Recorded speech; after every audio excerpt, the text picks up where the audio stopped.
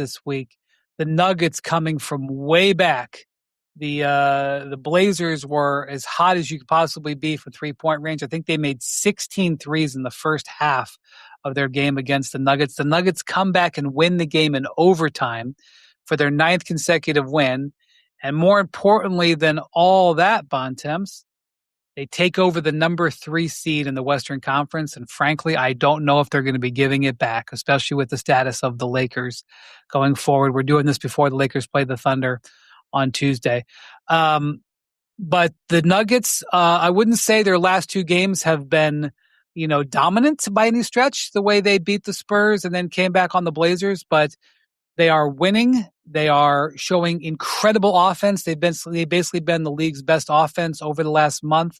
Jokić is putting up enormous numbers. They are hitting 3-pointers at a stunning rate. And now they've gotten themselves into a position where they're on the opposite side of the bracket than the Thunder, and they've had a little bit of success against the Spurs this year. So I know health is everything. Aaron Gordon is currently healthy. That's how they're going to affect it. But the Nuggets have worked themselves into a great position with, especially with those last 2 big wins. Yeah, I mean, that was a huge game on Monday night for a variety of reasons. You have Blazers who are trying to get into the top 8 in the Western Conference, get into that 7-8 game and get the ability to have to win 1 of 2 rather than win 2 to get into the playoffs at all. And then you had Denver, who, like you said, is in this position where they've got the tiebreak on the Rockets, I believe. So all they got to do is match them in wins. And, we certainly know where the Lakers stand. So if they had lost that game, it would open the door to falling out of the 3, which they didn't want. And again, you had Portland in a position where they could really control their own destiny. And you mentioned that the Nuggets came back. They're down 16 with 8 minutes to go. It was not like this was a 5-point game with a couple minutes to go. They were dead and buried in a lot of ways and come flying all the way back. And what was it at the end of the game? It was, like you said, Jamal Murray, Aaron Gordon, and Nikola Jokić, not Nikola Vucevic. Talked about him earlier. And quite slightly different player. And if you have faith in Denver in the playoffs as a team that can get all the way through to the end, it's because of those 3 guys and the synergy they have and the chemistry they have. And it's unbelievable to see Aaron Gordon nailing these huge threes and shooting the way he is now. I mean, this is a guy who, came in the league as a rugged, super athletic, do a lot of things player, but not a guy who you thought of as a lights out 3-point shooter. Now, every time he shoots it, I think it's going in. And especially from the corners. And adding that to his game has fundamentally changed his game in this latter part of his career. And there's just those 3 guys just have unbelievable chemistry together. And it's going to give them a chance in any series. And we talked a lot about that Spurs-Nuggets game Saturday night. Those 2 teams meet in the second round. It's going to be an incredible series to watch.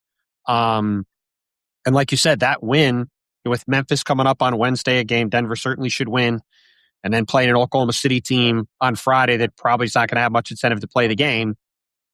You're all but certainly after that win, looking at Denver getting into the 3 and setting up certainly what could be an absolutely titanic war in the second round, assuming Victor's healthy, coming off this rib thing, and the Spurs get there. Yeah, and when you talk about the Nuggets, people talk so much about one of the best 2-man games in the history of the league with Joker and Murray, but it is a 3-man, it's a trio that they have a championship trio, and Aaron Gordon's health makes all the difference in the world. Unfortunately, the last couple of seasons, he's had a lot of issues, soft tissue injuries, calf strains, hamstring strains. It's knocked him out a lot, but when he is healthy, they have a chance to beat anybody that you put in front of them. They pushed the Thunder to 7 games last year. And we've talked about him being the duct tape for them defensively. If they don't have him on defense, they stink on that end of the floor. When they do have him, even though the Spurs let him up, who was guarding Victor Wembanyama down the stretch and making him take and miss tough shots? It's Aaron Gordon. He cleans up so much for them. He takes tough assignments for them there. I think, though, people might underrate his impact for them offensively. And Bontemps, you mentioned the 3-point shooting. Over the last 2 seasons, as interrupted as they've been, he's shooting almost 42% from 3, and he's got such great chemistry with Joker in particular, whether it's diving to the rim, the cutting, the timing on that. How many times has Joker fed him for dunks and layups over the years? Or, that huge three that he hit, he's in the dunker spot and he's figuring out like, okay, am I going to cut to the rim? No, he sees it. He feels he backpedals to the corner, swish. Gordon is as good of a glue guy type of role player as there is in the league right now. And if he's healthy, they're 100% an elite team and a championship contender. Point out the Blazers made 25 3-pointers in this game. So that means on Monday that the Blazers made 25 threes. That wasn't overtime, but nonetheless, and lost. And the Grizzlies made 29 threes and lost. 29 threes tied the most ever in a game. By the way, you know the last team to beat the Nuggets? I do not. Do you know the last team to lose was it to the Lakers? Grizzlies? It was the Memphis Grizzlies, I believe. Yeah, it was that bizarre rescheduled that's crazy right. back-to-back in Memphis. After earlier in the season, the Nuggets had to spend a few nights in LeBron James' favorite hotel. And by the way, they not only did they make 25 threes, they went 25 for 52 from three. They shot 48%. If you shoot 48% on 52 threes in a game, I know that's a game you're going to win the vast majority of the time, no matter who you're playing in any setting. So Denver really pulled a rabbit out of a hat, and in doing so, set themselves up rather nicely. And the Blazers are playing the Clippers coming up here this week. That's a pretty important game. And that game, I believe, on Friday. I'm double checking. On Friday at home in Portland, and that game will determine the tiebreaker. So, we'll see if Victor's able to play on Wednesday. He had this rib thing. He left the win over the Sixers with on Monday. He's got to play in one more game for at least 20 minutes to be award eligible. The injury report's not out as of 5:30 Eastern when we're doing this pod on Tuesday. But Portland still got a chance to get into that top 8, but certainly would have been a heck of a lot closer if they managed to steal that one in Denver Monday night. Denver's schedule, by the way, they have the Grizzlies. I'm going to assume they're going to get their payback there.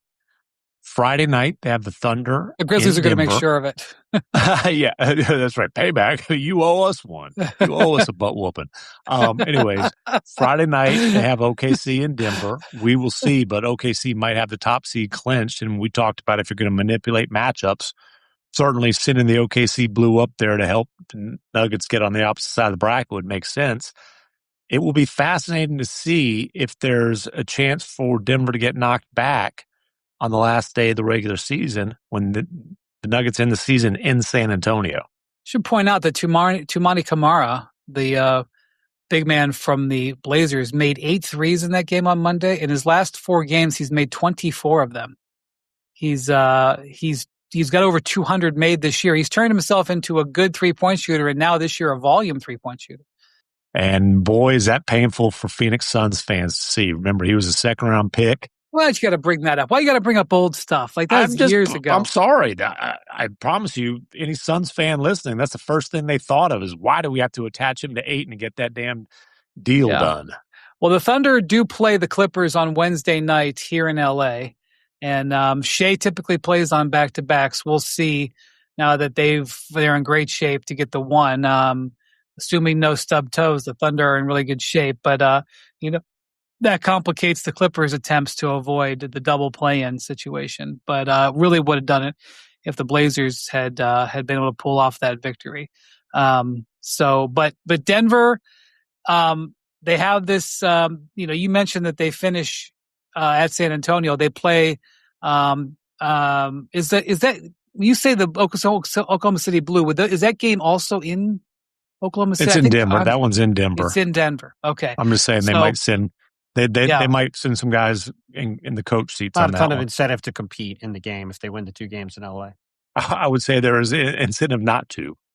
I want to keep things in perspective. Everything we've got going on in our world of what qualifies as a disaster.